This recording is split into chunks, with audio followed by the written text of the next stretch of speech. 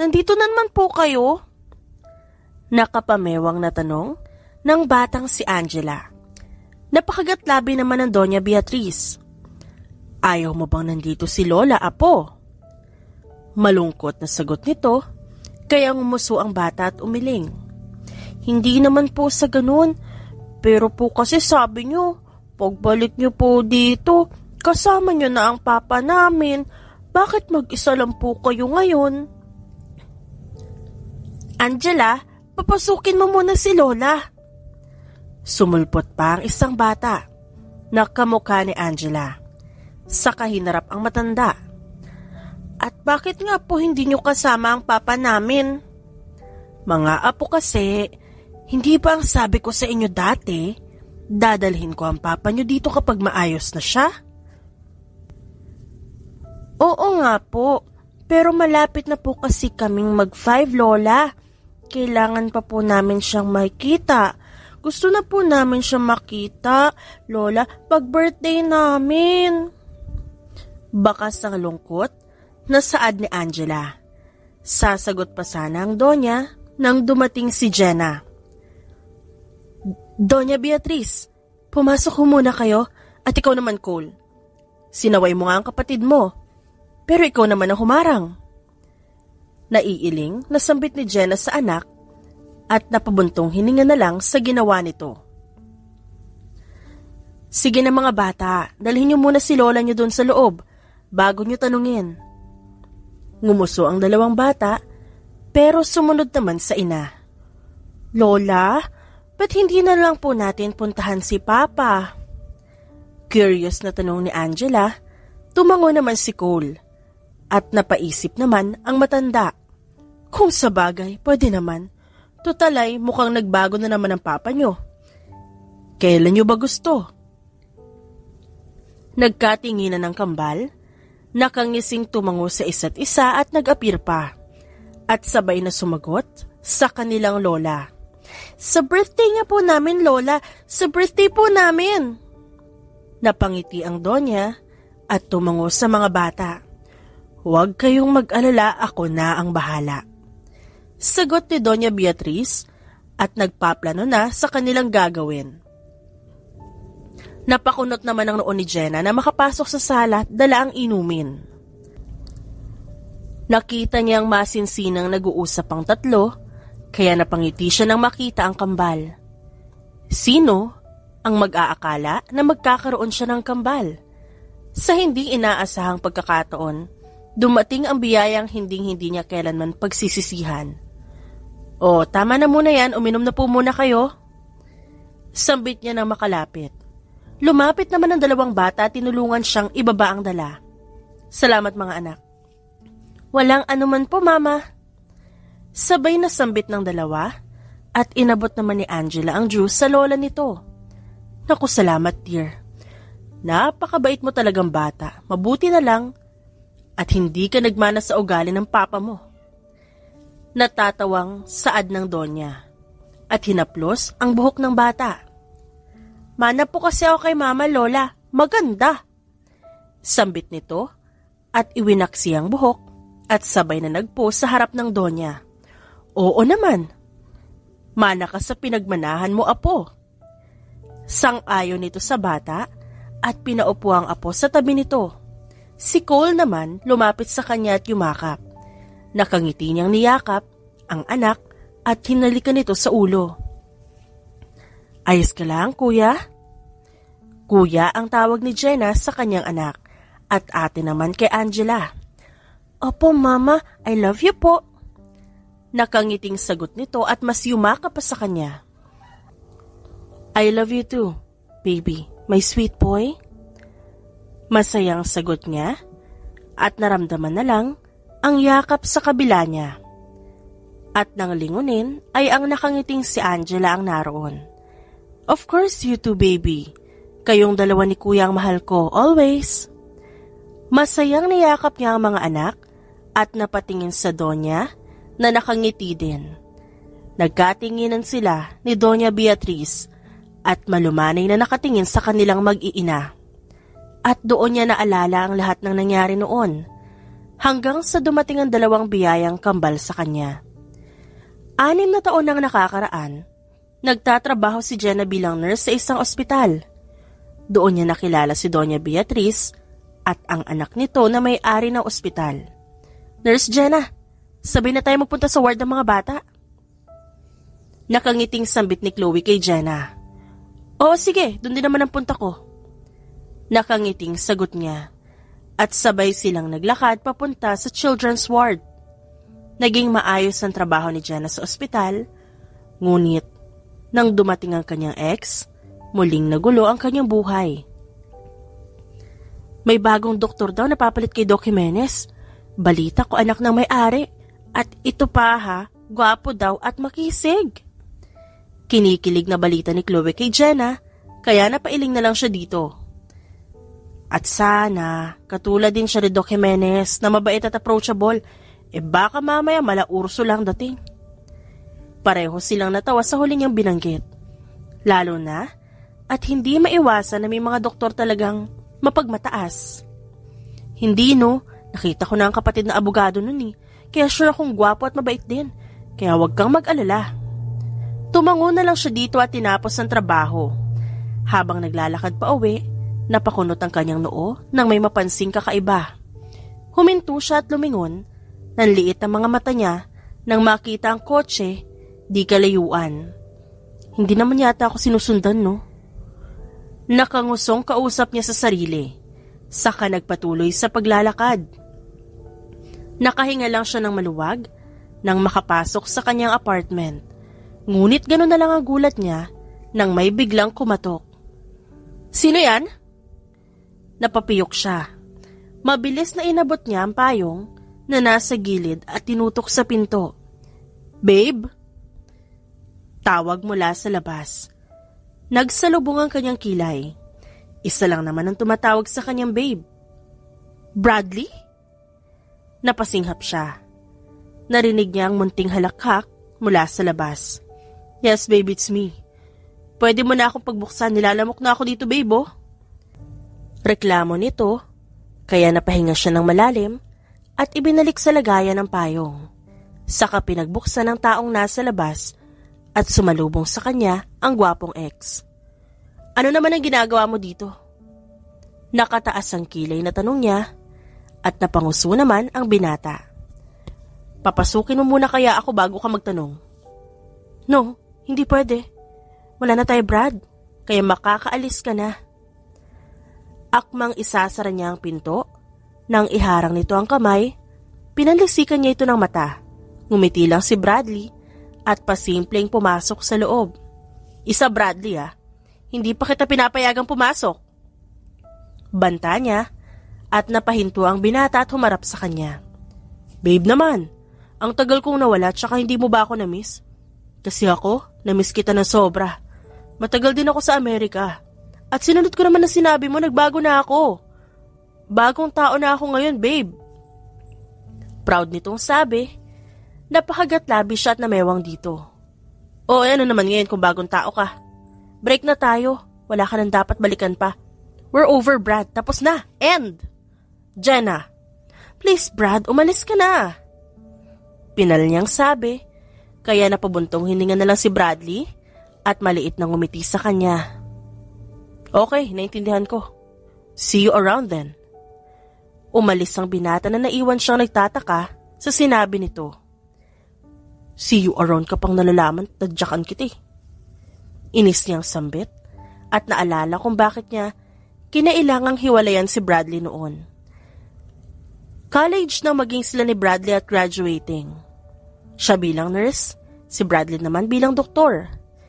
Nagiging toxic na ang relationship nila noon at palagi ito nagsiselos kapag nakikita siyang may kasamang lalaki at mas naging clingy na hindi na siya makapagtrabaho.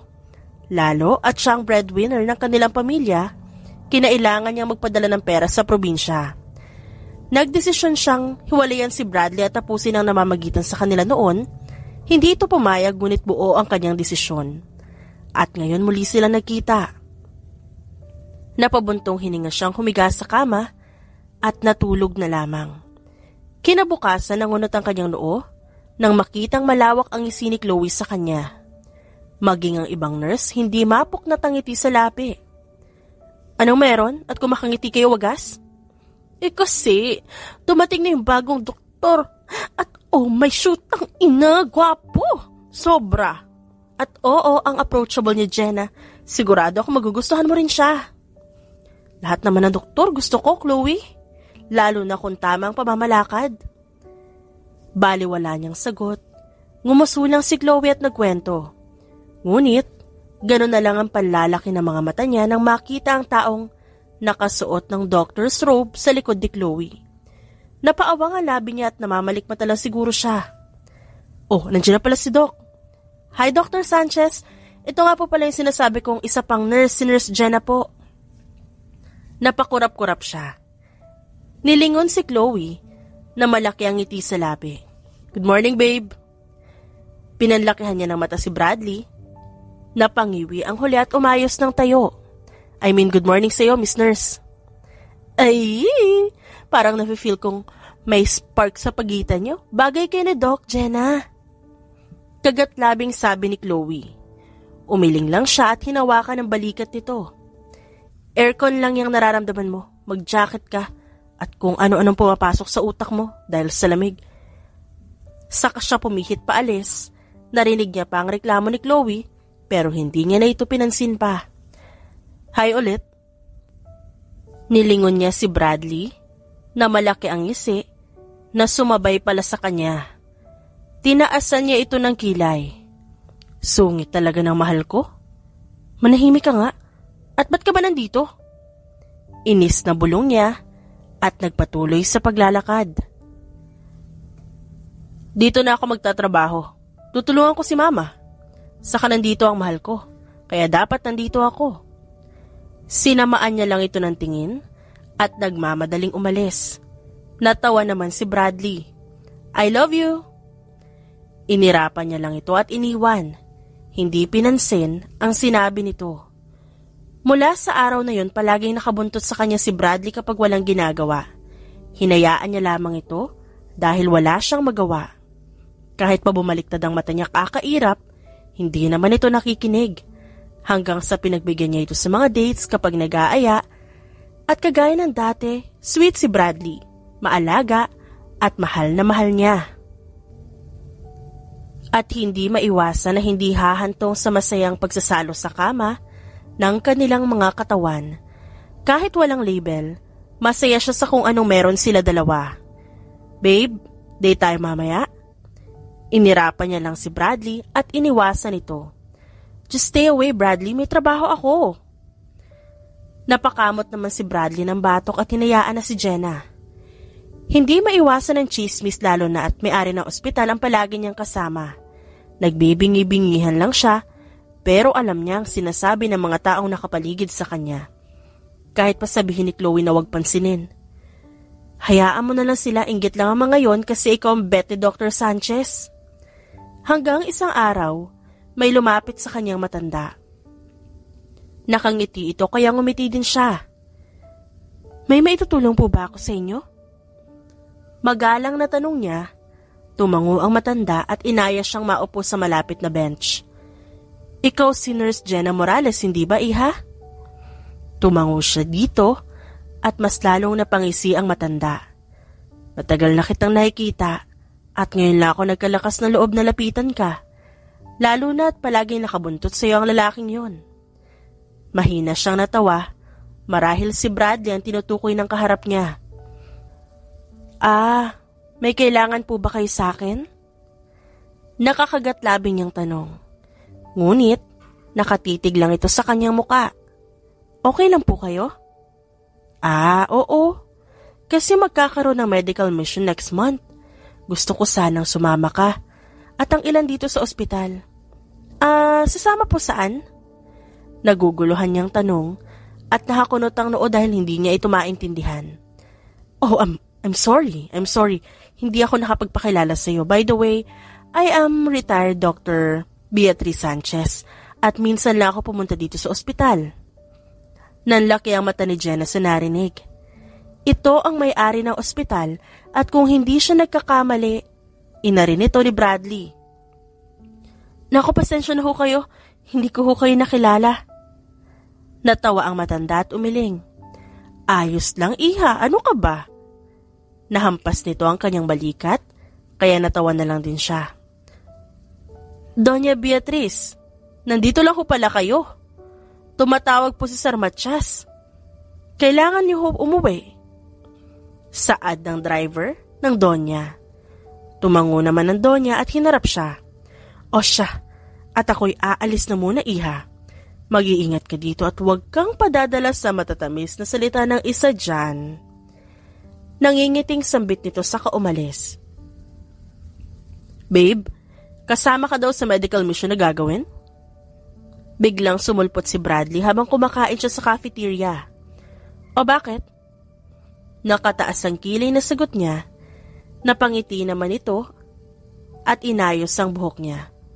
Sasama din ako, syempre, nandun na mahal ko eh. Tigilan mo nga ako, Bradley. Kota ka na ngayong araw Umalis ka muna sa harap ko at talaga matatadya ka na kita. At huwag kang lalapit-lapit sa akin. Please lang, ginagawa na ako umagahan hanggang hapunan dito ng mga tao. What? Ano sinasabi mo? Naging cannibal na ba mga tao dito? Nanlalaki ang mga matang tanong nito kaya napapikit siya at napahinga ng malalim at natampalang noo. Lumayo ka na lang sa akin, please. Inis niyang sabi at tumayo. Masama ang tingin ng mga taong nakatingin sa kanila. Ngunit nang makitang nakatingin siya, mabilis na nagsisiiwas ito ng tingin. Sana mabusog kayo at maimpatso, mga buwisit. Inis niyang sambit at nilagay sa lagayan ng pinagkainan niya. Mula noon, hindi na niya hinayaan na magkaroon ng ugnayan kay Bradley. Lahat ng pag-aaya nito, tinatanggihan niya. Mama, sigurado ka sasama ka? Mainit to sigurado. Wag mo akong pakialaman, Bradley. Sasama ako. Titingin lang naman ako doon, baka mamaya kung ano naman ang gawin mo. Napanguso si Bradley sa sagot ng ina. Naupo ito sa sopa at kinausap ang nakatatandang kapatid. Kuya, kausapin mo nga to si Mama. Huwag mo nang pasamahin at maraming tao doon. Mamaya niyan kung ano pa mangyari sa inyo doon eh. Hindi kita mababantayan at sigurado ako may iba kang balak eh. Doon niya nakuha ang atensyon ng ina. Nanlaki ang mga mata nito at nag-iwas ng tingin. Sinasabi ko na nga ba? May binabala ka, no, Mama? Huwag kang bintangero dyan, Bradley. Hindi ko kailangan ng rason para pumunta. Ako pa rin ang may-ari ng ospital. Baka gusto mong bumalik sa Amerika. Sabihin mo lang madali akong kausap. Nakataas ang kilay na sagot ng kanyang ina, samantala na pasinghap siya at umupo sa harap nito. Mama naman, walang ganyanan. Dito lang ako, hindi na ako babalik sa Amerika. Nandito yung mahal ko eh. Huwag niyo na ako ibabalik doon. Pakiusap niya, lihim namang napangiti ang Donya. Tumikim ito at hinarap ang anak. Kung ganon, hayaan mo akong pumunta. Huwag kang mag-alala. Para sa'yo din naman ito, anak. Hinaplos nito ang pisngi ng anak sa kahinalikan. Magiging masaya ka din, pero kailangan mong pagdaanan ang lahat ng ito. Loh, si Mama. Nagiging Madam Auring. Kuya Brandon, sinasaniban naman si Mama oh. Malakas niyang sambit. Natawa naman ang kanyang ina, habang si Brandon, naiiling na lang at hindi sila pinansin. Huwag kayong magulo, may ginagawa ako. Sambit ni Brandon, hindi man lang sila tinatapunan ng tingin nito. Nahanap mo na ba anak? Nasaan siya ngayon? Makulit na tanong ng kanilang ina kay Brandon. Napakunot naman ang noo si Bradley. May hinahanap ka, kuya? Sinamaan lang siya nito ng tingin. Nagkatinginan silang mag-ina at sabay na tumango. Ah, kaya pala palagi kang grumpy ah.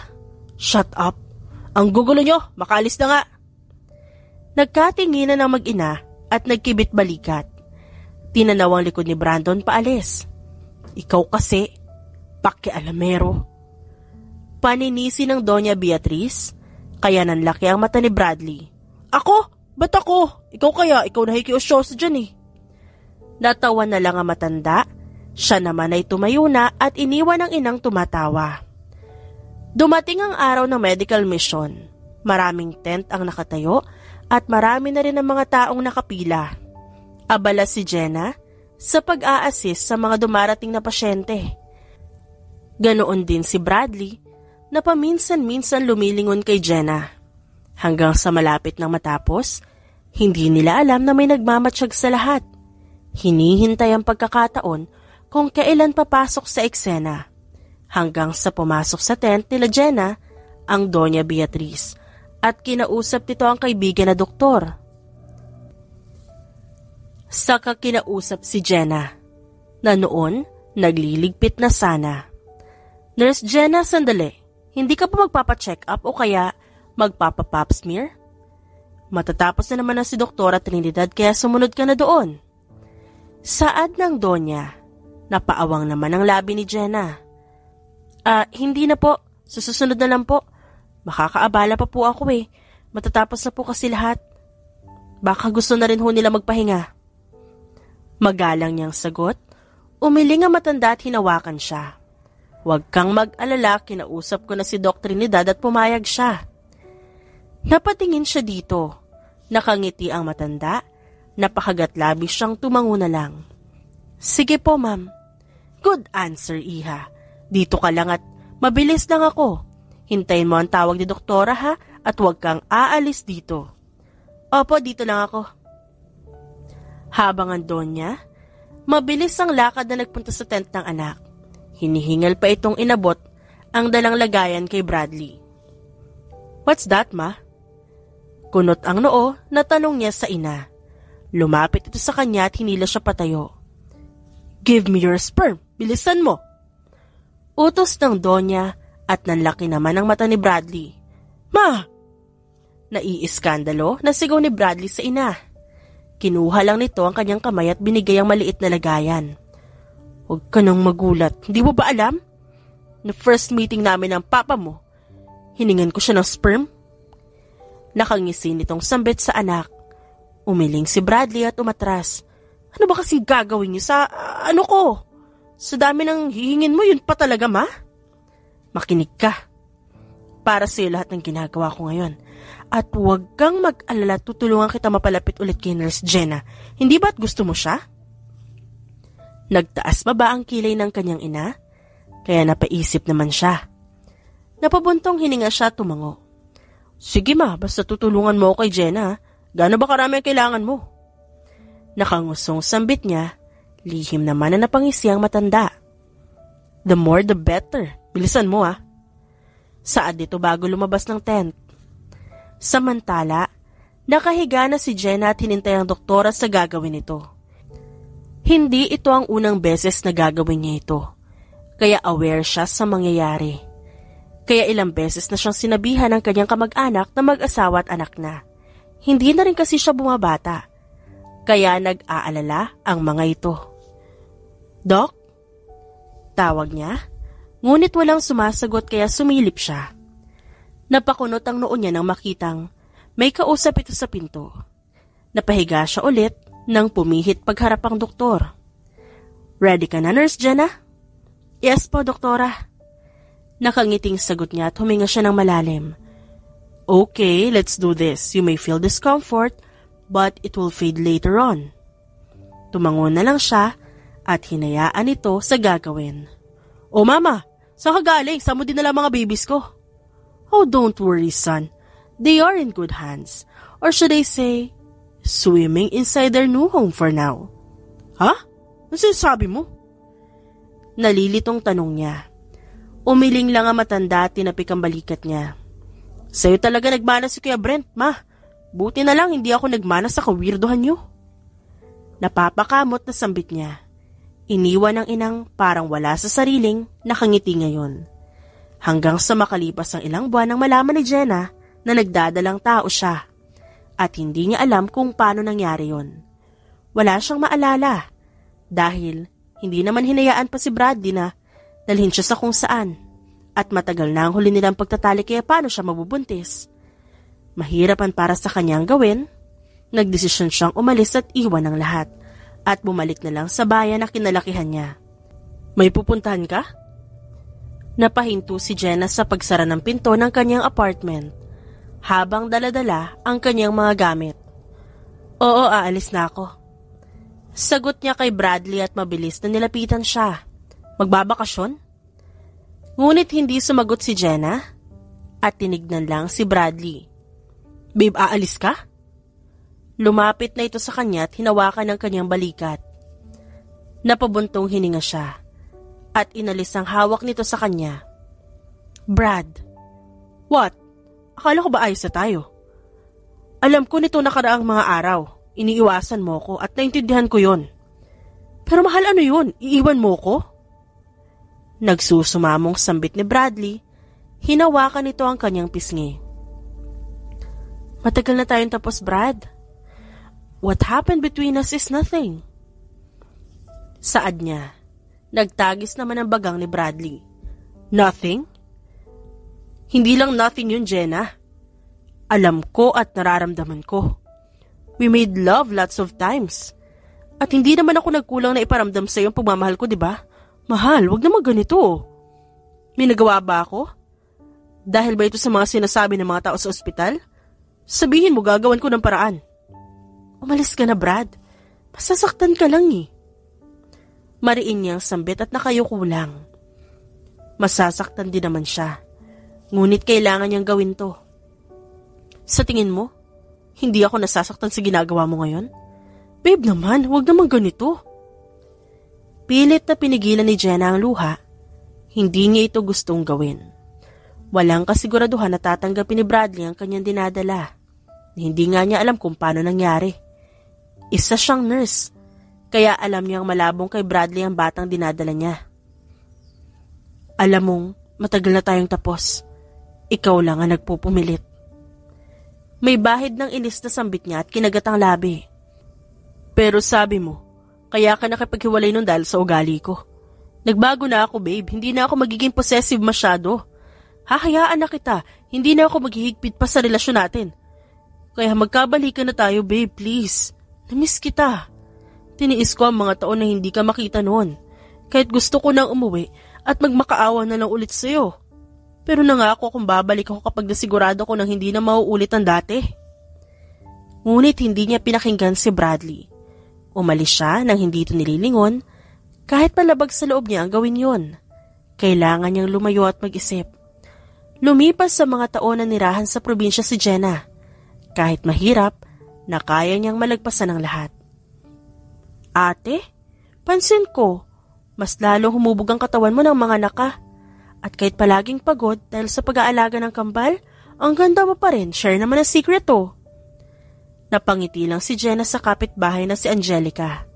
Napailing siya dito. Walang sikreto, Angelica, kaya wala ka makukuha sa akin. Sagot niya at nagpatuloy sa pagsasampay ng mga nilabhan. Mag-anak din kaya ako ng kambal, no? Baka may kapatid pa ang tatay ng kambal mo, te?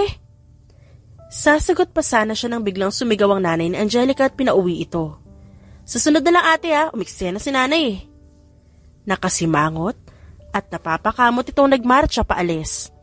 Napabuntong hininga na lang si Jenna at tinapos ang gawain. Mama! Masayang sabay na sigaw ng kambal, napangiti naman siya. Nawala lahat ng pagod niya sa umagang yon, makita lang ang biyayang dumating sa buhay niya. Ang dudungis niya na. Natatawa niyang sambit. 3 taong gulang ang mga ito at kumakain ang mga ito ng tanghalian. Mama, sabi ko kay kuya subo niya ako eh. Pareho tuloy kami kalat. Sambit ni Angela. Natawa naman. Nangumuso si Cole sa kapatid nito. Ayos lang yan, baby. Ligpitin na natin mamaya. Saad ng kapatid nitong si Cole. Ay ate, nandiyan ka na pala tapos ka na magsampay? Tanong ng kararating lang na kapatid. Tumango siya dito. Kumain ka na ba, Anthony? Tanong niya sa kapatid. Tumango naman ito at lumapit. Tapos na ate. Ikaw din, kumain ka na. Tumango lang siya dito at tumayo papunta na sana ng kusina nang may kumatok sa kanilang pinto. Kumunot ang noo niya at lumapit siya doon. At nang buksan, hindi na siya nagtaka. Pumasok siyang dala ang mga pagkain. May mga damit din ng mga bata. O ate, may dumating ulit? Sino kaya nagbibigay niyan, no? Simula nang dumating kayo dito, palaging may ganyan. Baka ang tatay ng mga bata yan. Hindi ko alam, Anthony. Pero sana magpakita na kung sino man ang gumagawa nito. Habang kumakain sa kusina, napakagatlabi siya. Tama ang sinabi ng kanyang kapatid. Simula nang dumating siya sa probinsya, palaging may groceries at may vitamins niya noong nagbubuntis pa siya.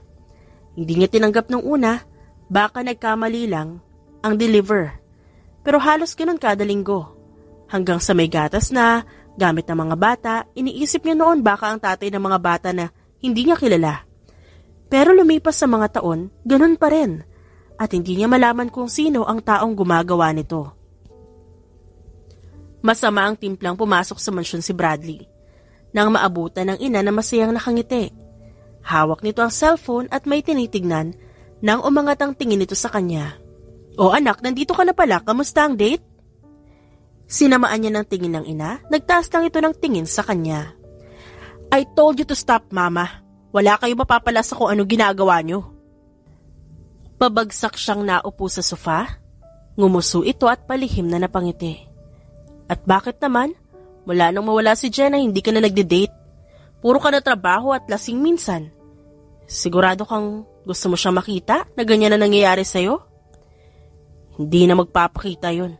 Baka nga may sariling pamilya na. Walang emosyong sagot niya. Tumikim ang Donya at umayos na upo. Paano naman kung wala? Paano kung may dahilan siya kaya siya umalis?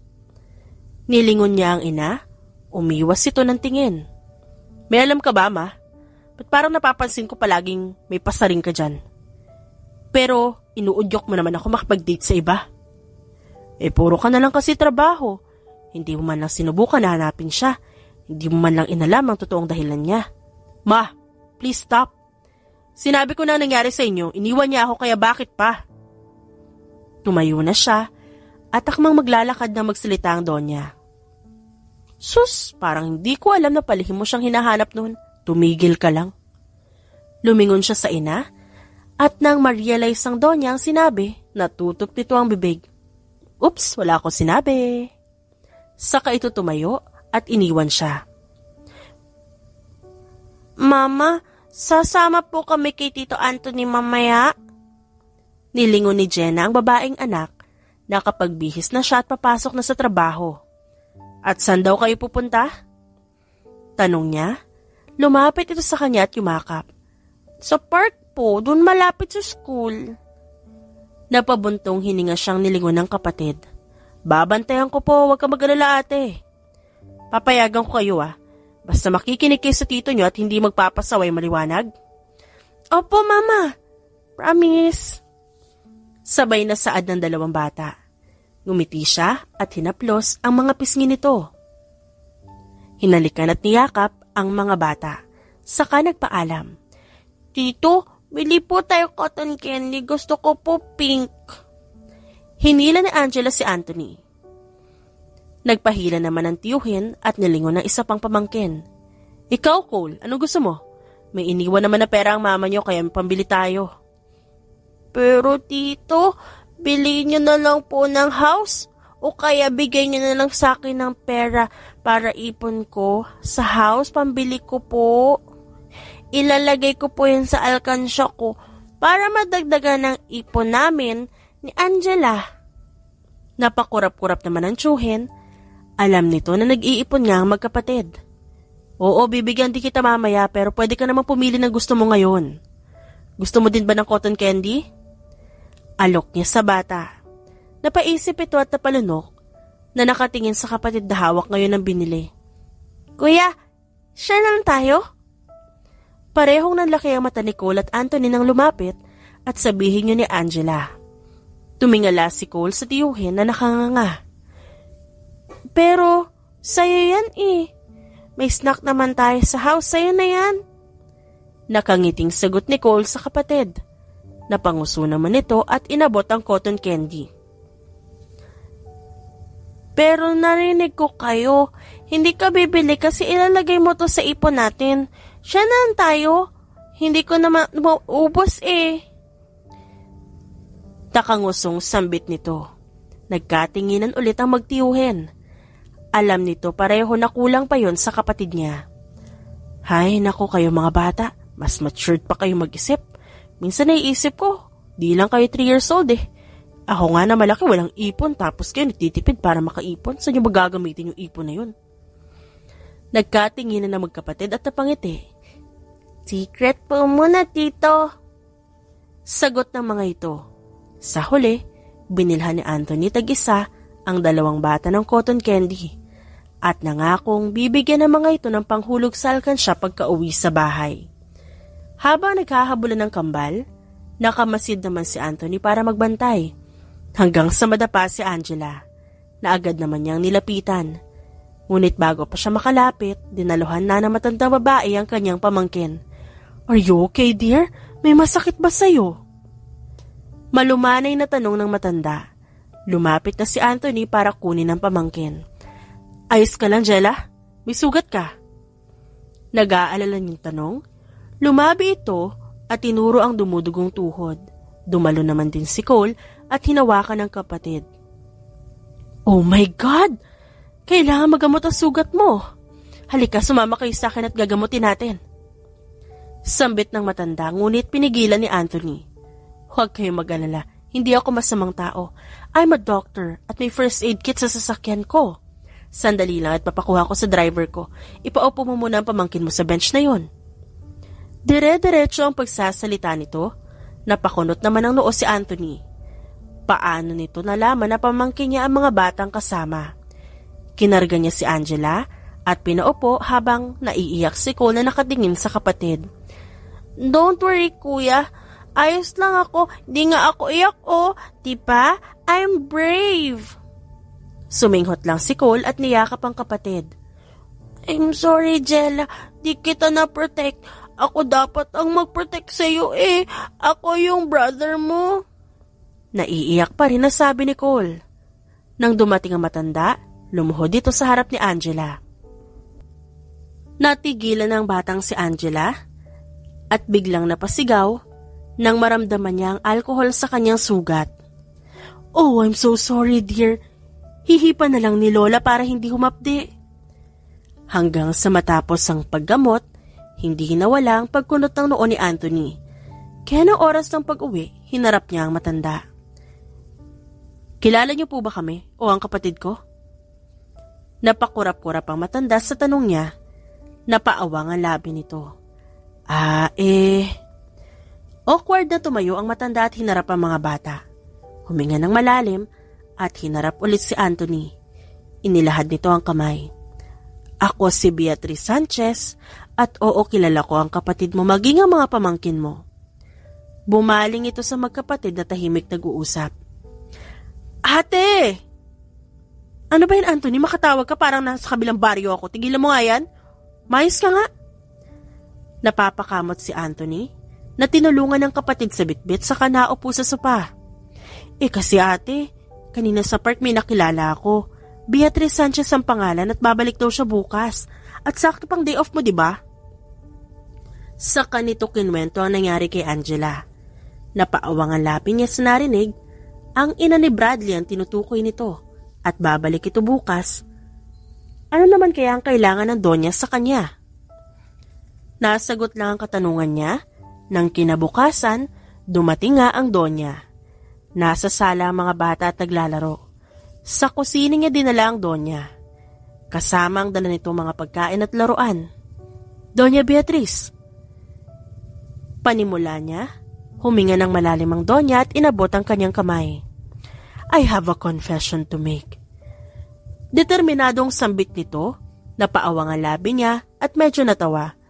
Naku, mukhang mali po kayo na napuntahan. Dapat po sa simbahan kayo dumiretso, hindi dito. Biro niya, para pagaanin ang mabigat na atmosfera. May kasalanan ako at kailangan mo itong malaman. Matagal na taon na din at hindi ko na kaya pang ilihim ito. At hindi ko na kaya hanggang sa malayo ko lang natatanaw ang mga apo ko. Sandali po. Nagkakamali po kayo kung inaakala niyo anak namin ni Bradley ang kambal. Hindi po Doña Beatriz, hindi po si Bradley ang ama ng mga anak ko. I know, mahirap paniwalaan, Jenna. Pero makinig ka. Ngayon ko lang ito sasabihin at lahat ng sasabihin ko totoo. At sana maintindihan mo. Ginawa ko ito noon para sa anak ko at hindi ko pinagsisihan na pinangunahan ko kayo. Masaya ako na magandang kinalabasan ng lahat at dumating ang mga apo ko. Teka lang po, sandali. Kinuha niya ang kamay at tumayo sa harap. Huminga ng malalim at hindi niya maintindihan ang sinasabi ng Donya. Wala po ako maintindihan sa sinasabi niyo. Matagal na po kami hiwalay ni Bradley, kaya malabo po ang sinasabi niyo. Hindi si Bradley ang ama ng kambal. Tumayo din ang Donya at malumanay na napatingin sa kanya. Kung ganoon, sino ang ama ng mga anak mo? Personal na po yun. At sinisigurado ko pong hindi ang anak nyo. Paano ka nakakasiguro kung hindi mo muna ako hahayaang magkwento? Maupo ka at sasabihin ko ng lahat. Naguluhan man, sinunod niya ito. Lahat ay binunyag ng Donya sa kanya ang pinlano nito noon. Sa kagustuhan na matuto ang anak at magkaroon ng sariling pamilya. Alam nitong mali dahil pinangunahan niya ang desisyon ng mga ito. Pero pagkatapos noon, nahirapan ng Donya. Dahil nagkasakit ito noon, kaya hindi nasunod ang plano na dapat ay susundan siya. Kaya inutusan na lang nito ang tauhan na hanapin siya at tulungan sa kahit anong uri ng tulong na maibibigay niya. Kaya sana maintindihan mo, Jenna, at humihingi ako ng tawad sa ginawa kong paglilihim sa'yo. Kung sana naagapan, hindi lalaki ang mga bata na walang ama. Napatayo si Jenna at pinahid ang luha sa pisngi. Umalis po muna kayo. Hindi ko po kayo maaasikaso. Jenna, hayaan niyo po muna ako mag-isip. Bago po ito lahat sa akin, di ko ma-absorb lahat eh. Hayaan niyo po muna ako, Doña Beatriz. Kailangan ko lang po mag-isip. Inihatid niya sa pinto ang Donya. Sa pagsara ng pinto, dumaosdo siya at napaupo sa sahig. Mama? Lumapit si Cole na nag-aalala. Pinahid niya ang luha ngunit patuloy lang ang paglandas nito. Ayos lang po kayo? Tumango siya at niyakap ang anak. Pinipigilan niyang umiyak kaya hindi siya makapagsalita. Tanging tango at simpleng pagtugon lang ang ginawa niya. Punong-puno ang puso niya ng pagsisisi at panghihinayang.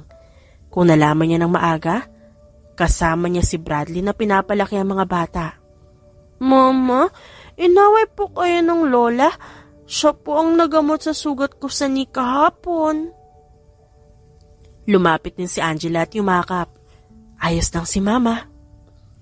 Pinanatili niyang matatag ang boses at niyakap na lang mga bata at kinagabihan umiiyak siya habang tinitignan ang mga litrato nila ni Bradley noon. Kung nalaman niyang ito ang ama, sasabihin niya dito ang pagbubuntis niya. At sigurado siyang tatanggapin ni Bradley dahil mahal na mahal siya nito. Pero iniwan niya ang lalaking pinakamamahal sa maling akala. Napaisip tuloy siya. Hanggang ngayon kaya mahal pa rin siya nito? Lola, ano pong ginawa niyo sa mama namin kahapon? Umiyak po siya pagkaalis niyo po. Galit na sambit ni Angela nang naabutan ng Donya sa sala. Pinapasok na ito ni Anthony. Angela, huwag mo po kong kakausapin ng ganyan ng lola mo. Saway ni Anthony sa pamangkin at pinandilatan pa ito.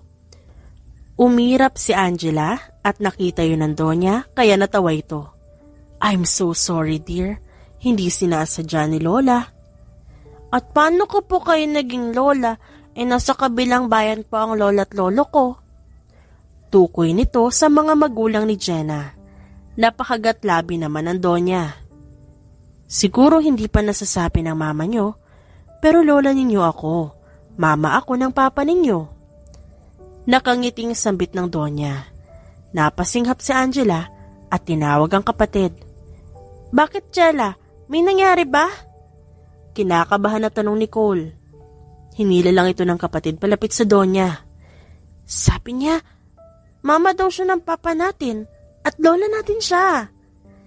Nakangiting sambit ni Angela, napaawang naman ang labi ni Cole at napatingin sa Donya. "Hello mga apo ko, pwede bang mahag kayo ng lola?" Nagkatinginan ng kambal at tumango sa kasabay na yumakap sa matanda. Lumipas ang mga araw, palaging bumibisita ang Donya. Hinayaan naman yun ni Jenna at masaya ang kambal sa presensya ng kanilang bagong lola. Hanggang ang mga araw, naging taon na. "O Nay, napatawag kayo?" Sagot ni Jenna sa kabilang linya. Narinig niyang bumuntong hininga ang ina. "Bakit ho? May problema po ba?" "Ang kapatid mo kasi, kailangan ng pang-ospital. Pasensya ka na anak ha. Walang-wala kasi sila ngayon at kapapanganak lang ng asawa ng kapatid mo." Napakagatlabi siya at napabuntong hininga. "Ano po ba nangyari kay kuya?" "Na-aksidente sa pinagtatrabahuhan at hindi sinagot ng amo ang gastusin. Namamaga ang paa niya. At nahulugan sa konstruksyon at hindi na makapagtrabaho. Ako na ang tumawag at ayaw kang abalahin ng kapatid mo. Ipadadala ko po kay Anthony dyan. Saka wag niyo pong alalahanin, Nay. Pamilya po tayo. Sino pa po ba magtutulungan kung hindi tayo, di ba?" Nang matapos ang tawag, inutusan niya si Anthony na dalhin ng pera para sa nakatatandang kapatid nila. Lumipas pa ang mga araw na hindi lumiban sa pagbisita ang Donya. At yun nga ang naabutan niya sa pinto, ang mga anak niyang nag-uusap ng palihim kasama ang lola ng mga ito. "Lola, ready na po lahat?" Nakangiting tanong ni Angela. Tumango ang lola at may pinakita ito sa cellphone. "Ang gwapo po ng papa namin, kamukha po ni kuya." "Bakit ako? Si mama ang kamukha ko." Nakasimangot na sambit ni Cole. Natawa ang dalawa at inabot ng Donya ang ulo ng apo. "Oo naman apo, kamukha kayo ng mama at papa nyo, pero masawig nyo ang Papa Bradley nyo. Sana lang wag nyong manahin ang pagkasintu-sintu nito." "Ano po iyan, Lola?" Natawa ang Donya sa tanong ni Angela at napakagatlabi. "Wala apo, tapusin na lang natin ito para kung may gusto kayong idagdag." Inilayo ng Donya ang usapan at ipinakita na lang kung anong mangyayari sa 5 taong gulang na kaarawan ng mga bata. Hanggang sa umuwi ang Donya at kinausap ang anak na si Bradley. "Bakit naman ako pupunta dyan? Wala naman akong kilala. At saka children's party yan. Wala ka namang apo na sasamahan dun." Nakasimangot, nasambit ni Bradley at isinandal ang likod sa sopa. "Hindi ka sure?" Nangingiting sagot ng Donya. Napataas ang kilay niya sa ginawa nito. "By the way, hindi ka pwedeng huminti. Kailangan mong pumunta at imbitado ka doon." "Bakit nga ako imbitado? Hindi ko nga kilala ang celebrant." Nagmamaktol niyang sambit, sinamaan lang siya ng tingin ng kanyang ina. "Sige ka, pag di ka pumunta, magsisisi ka." Pananakot nito. Napakunot ang noo niya. "At bakit naman ako magsisisi? Nandun kasi si Jenna. Hindi mo ba siya gustong makita?" Nakangisi nitong sagot, kaya napatayo siya sa narinig. Nangingiting nakatingin ang kanyang ina sa kanya. Napatikim siya at muling naupo. "At bakit ko naman siya gustong makita? Matagal na kaming tapos. At dadalo ba ang anak niya sa party?" Napataas ang kilay ng kanyang ina at umiwas naman siya ng tingin. "Oo." Bumagsak ang balikat niya sa narinig. Nahihirapan siyang lumunok. May anak na nga si Jenna. At ba't pa siya pupunta doon? Para mas lalong saktan ang sarili niya? At pagkatapos magmukmuk na naman dahil sa sakit? "Lola, excited na ako makita si Papa po. Darating po siya, diba?" "Oo naman, Angela. Darating ang papa mo. Subukan niya lang hindi pumunta, papatapon ko siya sa Mars." "Lola, wag po. Malayo po yun." Nalukot ang noo ni Angela. Natawa naman ang Donya at napatingin kay Cole na halatang gulat din. "Hindi naman literal kayo talaga. Pagdating ng mama nyo, pagbihisin nyo na at aalis na tayo." Sabay na tumango ang mga bata. Napangiti naman ang Donya. Nang dumating si Jenna, napakunot ang noo niya nang makita ang mga anak na nag-aabang. Mama, bihis na po kayo. Kami na po bahala sa mga gamit niyo. Wala nang nagawa si Jenna nang kunin ang mga bata ang dala niya at ipagtulakan siya patungo sa kwarto. Napabuntong hininga siya at napag-usapan na nila ng Donya na dadalhin sila sa isang exclusive na resort para ipagdiwang ang kaarawan ng kambal. Tumanggi siya pero hindi ito nagpapigil kaya hinayaan na niya. Pagdating sa resort, nandoon na ang kanyang kapamilya kahit ang kuya niyang nakasaklay dahil sa paa nito. Matapos ang batian, dinala muna sila sa kwarto para bihisan ang kambal. Mama, look! Ganda po ng dress ko! Malawak ang ngiti ni Angela habang umiikot. Napangiti siya at napakagat labi. Oo nga, ganda-ganda naman ang baby ko. Siyempre po, mana ako sa inyo. Nag-thumbs up pa ito na ikinatawa niya at lumabas din ng banyo si Cole at ginitian niya ang anak na napapakamot sa ulo. Ang gwapo din ng kuya namin. Napanguso na lang si Cole at lumapit sa kanya. Michael and Angela, kamukha kayo ng papa niyo. Naluluha niyang sambit at nagkatinginan ng kambal at palihim ng ngumiti. Niyakap niya ang mga anak at sabay na pumunta sa venue. Yamot na pumasok si Bradley sa isang resort. Sinama niya ang dalawang kapatid at baka ano pang magawa niya. Hoy Bradley, yung anger issue mo ayusin mo. Baka mamaya biglang mo sugurin ang tatay ng anak ni Jenna. Paalala ni Brent, kaya sinamaan niya lang ito ng tingin. Chill bro, kung pwede naman bawiin mo, madali lang yan. Tumatangong sambit ni Brandon, napailing naman si Brent at tinulak ang kapatid. At igagaya mo pa sa'yo, abogado ka pa naman tas nangaagaw ka. Wala naman ako nilalabag na batas. Kontra nito at nagtaas ng kilay. Umiling siya at iniwan ang dalawa. Huminga ng malalim si Bradley at kinuyom niya mga palad na nasa kanyang bulsa. Hinanda niya ang sarili pero nang makita si Jenna, unti-unti siyang nanghina. Nangungulila ang tingin niya at masaya siyang makita ito. Bumalik lang siya sa wisyo nang tapikin siya ni Brent. Sinamaan niya ito ng tingin. Tignan mo, yan na siguro yung asawa. Napatingin ulit si Bradley kung nasan si Jenna at may kausap na itong lalaki. Umawang ang labi niya para lumanghap ng hangin. Kita niya kung paano tumawa ang babae at maya-maya naman, may lumapit na mga bata at yumakap dito. Napakunot ang noo niya. Parang may kakaiba siyang nararamdaman. Pamilyar ang mga bata at may kamukha ang mga ito. Gago shit! May anak ka? Hindi makapaniwala ang sigaw ni Brent. Dahil sa sigaw na yon, bumaling ang mga nakatingin sa kanila. Napangiti ang Donya nang makita ang mga anak na naroon. Kaya nilapitan niya ang mga ito at hinila si Bradley at naiwan si Brent na nakanga pa rin. Wait! Pigil ni Bradley sa ina. Nagpipigil ng ngiti ang Donya. Inaasahan niya ang magiging reaksyon ng anak pero mas masaya pala kapag nakita ng personal. Lola! Sabay lumapit ang dalawang bata at napatingin si Bradley doon. Yumakap ang dalawa sa kanyang ina kaya napalayo siya ng konti. Umawang ang labi niya nang sabay din na lumingon sa kanyang dalawang bata matapos may sabihin ng kanyang ina. Papa? Si Cole yun at napakurap-kurap pa.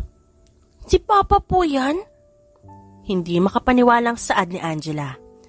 Oo mga apo, magpakilala kayo sa papa nyo. Nakangiting sagot ng Donya. Lalapit na sana ang dalawang bata kaso biglang bumuway sa pagkatayo si Bradley.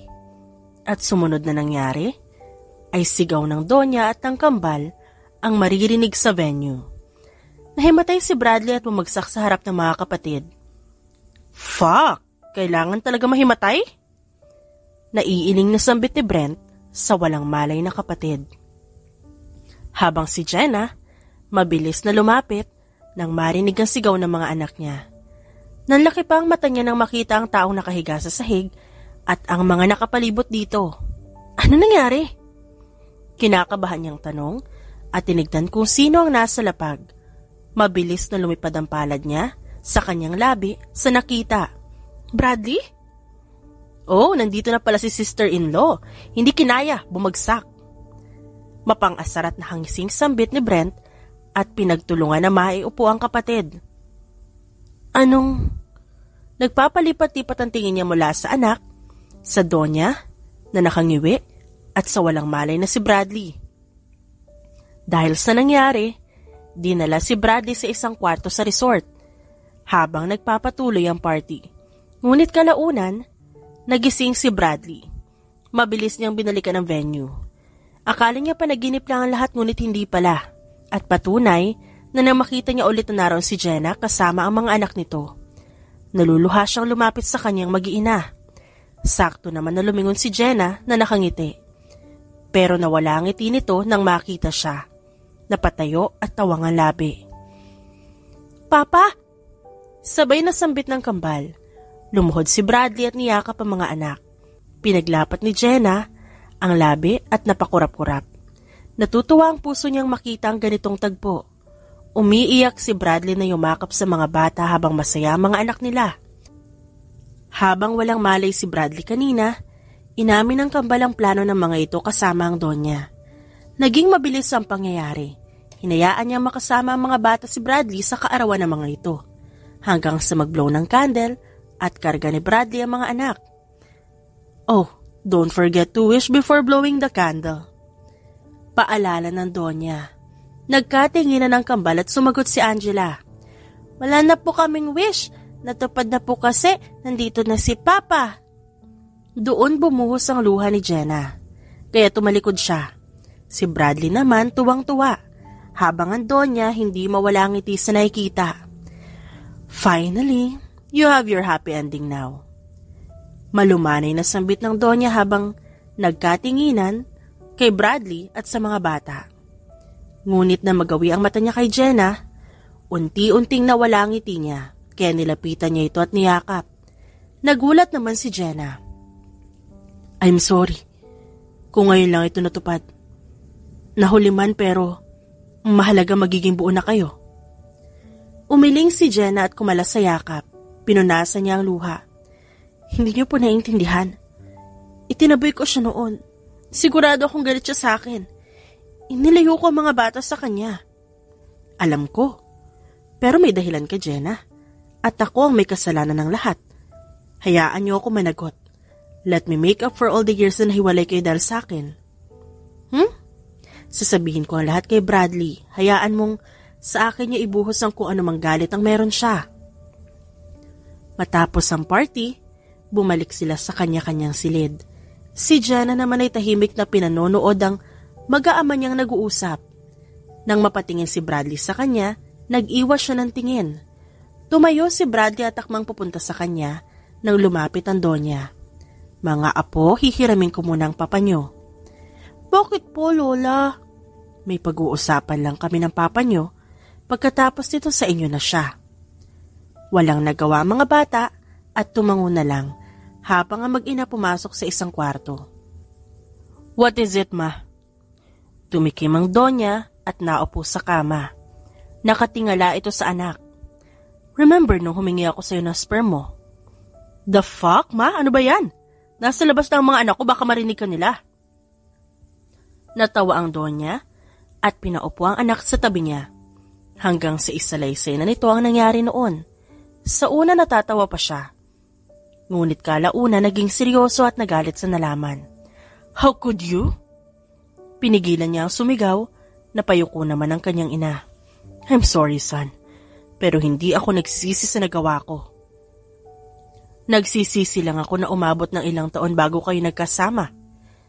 Alam mo naman, na ilang ulit ako na ospital dati at ang papa mo. Tapos nagkaproblema sa pamilya natin. Kaya hindi ko napuntahan agad si Jenna para magpaliwanag. At sana, hindi pa huli ang lahat sa inyo. Huwag ka magalit kay Jenna. Sa akin ka magalit, anak. Ako ang may pagkukulang. Lumipas ang mga araw, bumalik sila sa dati. Kaibahan lang, halos sa bahay na nila manirahan si Bradley. Nag-live pa ito sa ospital. Si Bradley ang kasama ng mga bata habang nasa trabaho siya, lalo na't kinailangan umuwi ni Anthony sa kanilang mga magulang para tumulong. "Mama!" Sabay na sigaw ng kambal nang makita siya. Nginitian niya ang mga bata. "Sandali lang, maliligo at magbibihis ng si Mama." Sambit niya at tumango naman ang mga ito. Saglit sila nagkatinginan ni Bradley, ngunit siya na mismo ang umiwas ng tingin. Nang makababa siya, nakahanda na ang hapag at inaasikaso ni Bradley ang kambal. "Mama, tabi tayo." Hinayaan niya si Cole na ipaghila siya ng upuan. Nakita yun ni Bradley kaya napangiti ito. Tumikim siya at naupo, siya nang nagsali ng tubig sa mga baso. "Mama, nagpunta po kami sa mall kanina po. Pinasyal po kami ni Papa. Naglaro din po kami sa arcade at binalikan po namin ng stuffed toy na hindi natin nakuha dati. Ang galing po ni Papa. Nakuha ni Papa sa second try niya." Masayang kwento ni Angela. Nakangiti naman si Cole at tumatango sa kapatid. Napalunok siya, dahan-dahan na kumakain. Ngumiti siya sa anak at napatingin kay Bradley na nakatingin din pala sa kanya. "Talaga? Galing naman." Tanging nasabi niya at napayuko. "Opo, Mama. Sa susunod po dapat complete po tayo. May nakita po kaming family doon, Mama. Ang sasaya po nila. Diba, Kuya? Nag-cheer ang Mama at Papa nila sa mga anak nila eh." Pagpapatuloy ni Angela. Bigla ay natahimik siya at nakagatang labi. "Jella, mamaya ka na magkwento. Kain muna tayo. Di makakakain si Mama, kakadaldal mo." Saway ni Cole, napanguso naman si Angela. "Sorry po, Mama. Mamaya na lang po ako magkukwento." "Okay lang, anak. Mamaya makikinig si Mama." Nakangiting tugon niya. Saka nagpatuloy ang hapunan. Nagpresenta siyang maghugas ngunit nagkasabay lang sila ni Bradley sa lababo. "Samahan mo na ang mga bata sa sala at magpahinga ka na." Sambit ni Bradley at inagaw ang hawak niyang mga plato. "Hindi na ako na dito. Ikaw na gumayak sa pagkain, ako na magliligpit." "Ako na, kaya ko." "Kaya ko rin." Inis niyang sabi. Napapikit siya sa kahinayaan nito.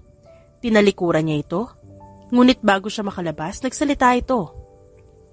"Jenna, mag-uusap tayo mamaya." Ngunit ilang araw ang lumipas, hindi pa sila nagkakausap. Dahil palagi niya itong iniiwasan. Natatakot siyang masumbatan, kahit na alam niya sa sarili niya na hindi niya din alam at wala siyang kasalanan sa nangyari. "Iniiwasan mo ba ako?" Isang araw, naabutan siya ni Bradley sa kusina at napasinghap siya at hinarap ito. "At ba't naman kita iiwasan?" Taas ang kilay na tanong niya. Hindi niya inaasahan na mapapaaga ito ngayon. Napabuntong hininga si Bradley at napakamot sa ulo. "Fine. Pero mag-usap tayo ngayon. This is long overdue." "May ginagawa pa ako eh. Samahan mo muna yung mga bata sa sala." Tugon niya at kinuskus ang lababo. Ngunit naramdaman niya ang kamay nitong pumulupot sa kanyang bewang hanggang sa sakupin ng kamay nito ang kanyang tiyan. Napigil niya ang paghinga. Ipinatong nito ang baba sa kanyang balikat. "Nagpunta sa park ang mga bata. Kasama si Anthony at ang driver ko." Mahinahon nitong sagot, kaya napalunok siya. "Lumayo ka nga." Saway niya, ngunit mas sumigpit lang ang yakap nito. "Babe, please, let's talk. Hindi ko na kayang hanggang tinginan na lang tayo. I know it's not your fault. Wala kang kasalanan. May pagkukulang din ako. Hayaan mo punan ko ngayon. Kasama ang mga anak natin, sana hayaan mo ko." Napayuko si Jenna at hinayaan ang mga luhang naglandas sa kanyang pisngi. "I'm sorry." Sambit niya at napahagulhol. Hinawakan niya ang kamay nitong nasa kanyang tiyan. Inalo siya ni Bradley hanggang sa iniharap siya nito at hinawakan ang magkabilang pisngi. Basa ang pisngi niya ng luha. Yumuko siya at humalik naman si Bradley sa kanyang noo. "I know. Naintindihan ko, mahal. Sorry din. Kung sana nakita kita agad, kung sana nahanap kita nun, sana hindi ka mag-isa na pinapalaki ang anak natin. Patawarin mo ko, babe." Umiling siya at niyakap na lang ito. Yumakap pabalik si Bradley at paulit-ulit na hinagkan ang kanyang ulo. Lumipas sa mga araw, nagkaayos sila ni Bradley at masaya kasama ang mga anak nila. Nagdesisyon siyang mag-leave sa trabaho. Katulad ng mungkahi ni Bradley para makapag-bonding silang pamilya. Pumunta sila sa isang resort at doon naramdaman ni Jenna na totoong masaya ang mga anak niya. Masaya ito sa pagmamahal na naibibigay niya at ng kanyang pamilya. Pero iba pa rin talagang pagmamahal na meron ng isang ama. Ama na kumumpleto sa kanilang pamilya. Ayoko, that's mine eh. Matinis na sigaw ni Angela. Napalingon si Cole sa kapatid at doon nakita na may batang lalaki doon at nakahawak ang mga ito sa isang shell. But I found it first. Ako naman una nakakuha. Inis na sagot ni Angela. Tumayo na si Cole at nilapitan ng kapatid. Ano nangyayari? Napalingon ng kapatid sa kanya at nakangusong tinuro ang batang kaharap. Kuya, ako na una eh. Niaagaw niya. Sumbong nito, napakamot naman sa ulo ang bata. Fine, it's yours na. But on one condition. Nakakunot ang noon na tumingin sila sa bata. Ngumisi ito at mabilis na kinuha ang shell at nabitawan ni Angela. Napasinghap ito at masama ang tingin. Ano ba ang gusto mo? Your name. Give me your name. Ano? Ayoko nga. Ba't ko ibibigay name ko? May sarili ka namang name ah. Singhal ni Angela. Napatikim naman si Cole at siniko ang kapatid. Hindi literal, Jella. Gusto niyang malaman ang name mo. Bulong ni Cole sa kapatid. Napanguso naman ito at masama ang tingin sa kaharap. Jella ang name ko. Napipilitan na sambit nito. Tumango ang bata at inilahad ang shell. I'm Nixon. You're forever. Nakangisi nitong sabi. Nanlaki ang mga mata ni Cole at aalma na sana nang maunahan siya ng kapatid. Matamis na ngumiti si Angela at sinuntok ito sa ilong. Ouch! That hurts! Sigaw nito sa sakit. Sapo ang nagdurugo nitong ilong. Forever ka pang nalalaman, ayan forever nang hindi pantay ilong mo. Singhal ni Angela. Natawa naman si Cole at pumalakpak sa gilid. Natigil lang sila nang dumating ang mga magulang ni Nixon. Natahimik ang dalawang bata habang inaalo ng babae ang anak. Hanggang sa dumating si Jenna at Bradley. Ano nangyari dito? Tanong ni Bradley at hinawakan si Cole. Si Jenna naman, nilapitan si Angela na masama pa rin ang tingin kay Nixon. I think your daughter punched my son's nose. Sambit ng babae habang nilulunasan ng anak na umiiyak pa rin sa sakit. Nilingon niya ang anak at ngumisilang ito at nag-iwas ng tingin. I'm sorry, but I don't think my daughter will do that without explanation. Sambit ni Bradley at kinarga si Angela at nagtago naman ito sa kanyang leeg. Umatras ng konti ang mag-ama at kinausap ang anak. What happened, baby? Tanong niya at napahagat labi naman si Angela at tumunghay sa kapatid. Napabuntong hininga si Cole at siya nang sumagot. Isinalaysay kung ano nangyari. Natawa si Bradley at nakapag-apir pa sa anak. Lihim na kinurot ni Jenna si Bradley kaya umayos ito ng tayo. Kalaunan, napipilitan na magsorry si Angela at masama pa rin ang tingin. Tulog na mga bata? Tanong ni Jenna. Nang maabutan niya si Bradley na nakaupo na sa kama. Katatapos niya lang maligo at hinayaan na mag-aama kanina. Napagod din siguro kaya maagang nakatulog. Sambit niya at tumiretso sa tokador. Tumayo naman si Bradley at saka kinuha ang suklay na hawak niya. Ito na mismo ang nagsuklay sa kanya at hinayaan niya ito at paminsan na humahalik sa kanyang balikat. Good morning, Mama! Sabay na bati ng kambal kay Jenna. Nakangiti niyang sinalubong ang mga ito at hinalikan sa pisngi. Good morning, babe! Hinalikan siya ni Bradley sa labi kaya tumili si Angela habang si Cole tinabunan ng mga mata. Ang isang kamay sa mata nito at ang isa sa mata ng kambal. Ano ka ba? May mga bata. Natawa lang si Bradley at humalik sa pisngi ng mga anak. Matapos ang agahan, namasyal sila. Kumain sa mga sikat na kainan at namili ng mga laruan at damit. Ngunit, ang masaya nilang bakasyon na putol dahil sa isang tawag. What? What do you mean, kuya? Matagal nang tapos yun. At alam mong may pamilya na ako. Mariing sambit ni Bradley. Napabuntong hininga naman si Brandon sa kabilang linya. I know, brother. Pero kailangan mo umuwi muna. I hate to ruin your family vacation, but this is urgent. Hindi matatapos to kung hindi niyo pag-uusapan. Matapos ang tawag, napatingin si Bradley kay Jenna. Naghihintay ito. Lumapit siya dito at niyakap mula sa tagiliran at napabuntong hininga. I'm sorry babe, kailangan kong bumalik ng Maynila. Nagka-problema daw at kailangan ako doon. Ayos lang, uuwi na rin kami ng mga bata kung ganun. No babe, please, magstay muna kayo dito. Ipapasundo ko na lang kayo, 2 araw pa, bago tayo umuwi, di ba? Kayo dito muna. Tatawag na lang ako. I'm so sorry mahal, babawi ako ha. Huling sambit ni Bradley bago nagpaalam sa mga bata. Nagpaiwan nga si Jenna at ang kambal. At lumuwas naman si Bradley para ayusin ang gulong sinasabi nito. Sa kanilang pag-uwi, ganun na lang ang gulat ni Jenna. Nang mabalitaan na ikakasal na si Bradley sa hindi niya kilalang babae. Naluluhan niyang nilingon ng mga anak, nakatingin din ito sa billboard kung nasa ng litrato. Parehong nakalabgaw ng dalawa. Nakangiti ang babae habang walang emosyon si Bradley. Mama? Maliit ang boses na tawag ni Cole. Napatikim siya at nilingon ng anak. Tumingala ito sa nadadaanan nilang billboard kung nasa ng ama. Bakit po nandun si Papa? Artista po ang Papa namin? Inosenteng tanong nito, hindi niya alam kung ngingiti siya sa anak, kaya kinagat niya ang labi. Hindi anak, huwag niyong pansinin yun.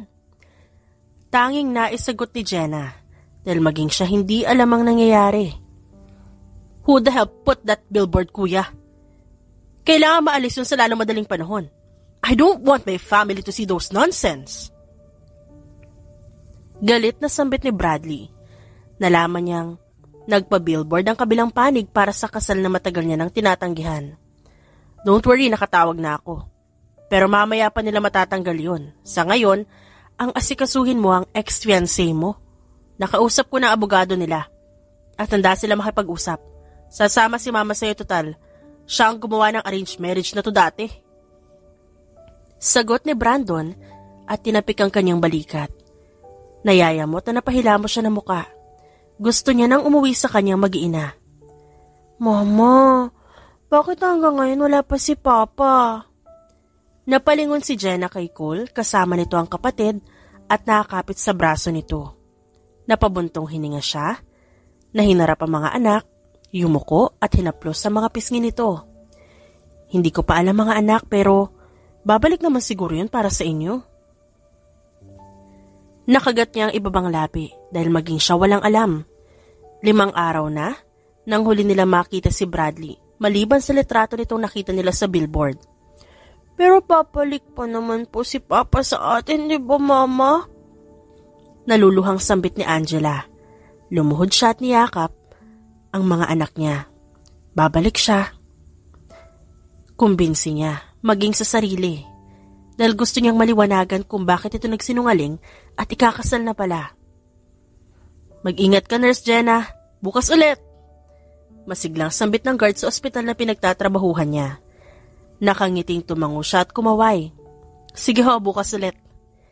Nag-aabang si Jenna ng tricycle nang may humintong sasakyan sa harap niya. Napaatras siya. Kilala niya ang sasakyan at galit niya itong tinignan. Napairap siya ng bumaba si Bradley at hindi ito pinansin. Babe, sandali! Tawag pa nito ngunit hindi niya ito nilingon pa. Mabilis niyang nilapitan ng tricycle na kadarating lang at sumakay. Inutusan itong umalis na kaya hindi umabot si Bradley. Miss, mukhang ikaw yata ang tinatawag nung driver na sasakyan sa likod oh. Untag ng tricycle driver. Nilingon niya yon at sumisigaw nga si Bradley. Hayaan niyo siya manong. Ngunit ang hindi inaasahan ay ang mabilis na paghinto ng driver dahil humarang ang sasakyan sa daan. Nalilisik ang mata niya na bumaba dahil muntik na siyang mauntog. Bumaba din si Bradley at may inabot ito sa tricycle driver at umalis na ito. Ano bang problema mo? Kung gusto mo magpakamatay, huwag kang mandadamay ng ibang tao. Galit niyang dinuro ito. Napabuntong hininga naman si Bradley at inabot ang kamay niya. Ngunit mabilis niyang winaksiyon at umatras. Babe, sinusundo lang naman kita eh. At alam kong alam mo na pero sana hayaan mo ako magpaliwanag. Sabay tayo mag-usap, naghihintay ang mga bata. Sige na. Nagsusumamong sambit nito. Pumikit siya at huminga ng malalim. Nang hilahin siya nito at pinasakay, hindi na siya umalma. Hinayaan niya ang lalaki at ito na din ang nagsuot ng kanyang seatbelt. Tikom ang bibig at masama ang tingin niya dito. Ngumiti lang si Bradley at akmang hahalikan siya. Ngunit mabilis niyang inilag ang labi. Kaya sa baba niya tumama ang labi nito. Let me explain first. Panimula ni Bradley na makarating sila sa bahay. Sumunod ito sa kanyang kwarto habang ang mga bata naiwan sa sala kasama ang mga pinsan nito. Nagulat pa siya at biglang dumami ang mga bata sa bahay. Yun pala ang mga anak ni Brent ang naroon. Nakahalukip-kip siyang hinarap ang lalaki at nakataas ang kilay dito. Explain then. Ba't kailangan sa iba ko pa malaman? Sa billboard pa? Nakita pa ng mga anak mo? Mariin niyang sambit. Naglakad si Bradley palapit pero itinaas niya ang kamay. Diyan ka lang baka masipa talaga kita. Nang nasa bakasyon tayo, tumawag si Kuya Brandon. Bumalik ang ex-fiancé ko. At gusto nito ipagpatuloy ang naudlot na kasal dati. Kung ganon, tuloy niyo na. Sabi niya at napabuntong hininga naman si Bradley. Una pa lang ayoko na sa arranged marriage na yun. My mother insisted before. Para mas mapalawak ang ospital pero tumanggi ako. At pagkatapos na nakilala kita. At wala ka nabanggit sa akin habang tayo pa? Hindi ko na sinabi kasi hindi naman importante. Babe, ikaw ang mahal ko noon pa man, alam mo yan. Kaya sana maniwala ka. I never intend to marry someone else. Ikaw lang ang gusto kong pakasalan mula pa noon. Madamdaming pahayag ni Bradley. Iniwas niya ang tingin dahil naluluha siya. Lumapit sa kanya si Bradley at hinawakan na magkabila niyang pisngi. I love you too much. Para maghanap pa ng iba. Ikaw at ikaw lang ang mamahalin ko. At kung meron pang susunod na buhay, ikaw pa rin. Always. Tuluyan na siyang umiyak. Niyakap niya si Bradley. Mahal na mahal din kita, Brad. Ikaw lang. Umiiyak na sambit niya at naramdaman niya ang halik nito sa tuktok ng kanyang ulo. Mahal na mahal din kita. Kayo ang buhay ko, kayo na mga anak natin. Mama, totoong wedding nyo na ni Papa? Nanlalaki ang matang sambit ni Angela, nakasuot na ito ngayon ng pang flower girl na damit. Natawa siya at hinalikan ng pisngi nito. Maging ang katabi nitong mga pinsan na naroroon. Yes, baby. Diba? Gusto mo ng complete family na tayo? Yes po, Mama. Si Zara at Tiffany, happy family na sila. Ngumiti lang siya sa mga pamangkin, mga anak ito ni Brent, na kapatid ni Bradley. Oo nga po, tita. Masaya po ang complete family. Nothing compares po kapag complete. Malaki ang itinasambit ni Tiffany, niyakap niya ang mga ito at nagpasalamat. Gago, pumirmi ka nga. Para kang binudburan ng asin dyan. Saway ni Brent, sinamaan niya lang ito ng tingin. Hayaan mo siya. Kung nga muntik nang mahimatay nung kinakasal kayo ni Avon eh. Asal naman ni Brandon. Natawa siya at si Brent, umamba ng suntok sa kapatid. Hanggang sa dumating na ang oras, parang nag-slow motion ang lahat nang makita niyang pinakamamahal niya na naglalakad palapit sa kanya. Sa magkabila nito ang mga magulang ni Jenna, habang nasa unahan ng kanyang mga anak na nagsasaboy ng bulaklak na malaki ang ngiti sa kanya. Papa! Sambit nito na makalapit, hinalikan at niyakap niya si Angela. Hi, princess. Ganda naman ang prinsesa ko. Siyempre po, mana kay mama.